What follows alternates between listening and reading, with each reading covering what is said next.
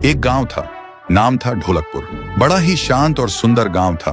लोग हमेशा खुशी से झूमते थे क्योंकि उस गांव में रहता था महाराज रायस्टार, जो अपने गांव के लिए एक शेर था जो कभी अपने लोगों के साथ गलत होने नहीं देता था। लेकिन उस गांव में छुपा था एक डरावना राज, एक राज जो सबके दिल में था पर जुबान पे नहीं। गांव के बीच एक सूखा हुआ पेड़ था जिसे लोग कहते थे श्रापित पेड़। ना कोई उसके पास जाता, ना कोई उससे आंख मिलाता। हर पूर्णिमा के अगले दिन उस पेड़ के नीचे एक लाश मिलती थी।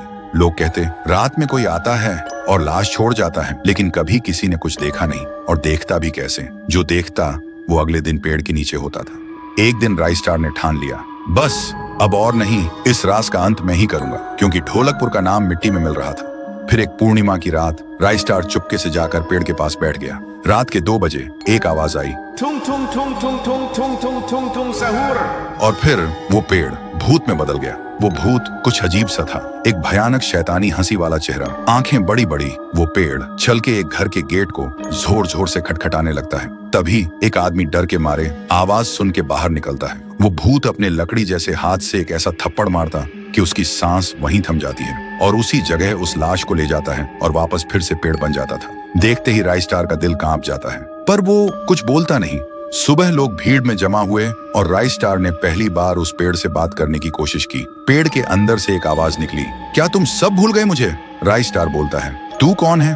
पेड़ बोलता है, मैं हूँ ठुन ठुन ठुन साहुर।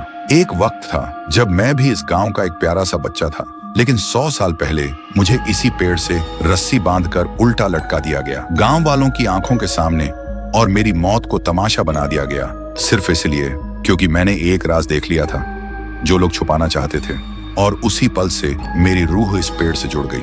उस दिन से मैं इंसान नहीं, एक सज्जा बन गया, और हर पूर्णिमा में एक राजदार को चुनता हूँ और फिर उसे उसकी खामोशी का हिसाब देता हूँ। रायस्टार बोलता है, लेकिन अब तो वो लोग मर चुके हैं ना जो तेरा कसूरवार थे। अब तू मासूम लोगों को क्यों मार रहा है? पेड़ कुछ देर चुप रहता है, फिर बोलता है, ठीक है, बस एक बार मुझे याद करो, एक दिया जला दो, फिर मैं कभी किसी को नहीं मारूंगा। फिर रात में सब लोग आते हैं, एक एक दिया जलाते हैं, और तभी पेड़ अपने आप से आग पकड़ लेता है और आखिर में मुक्ति मिलती ठुन ठुन ठुन साहुर को।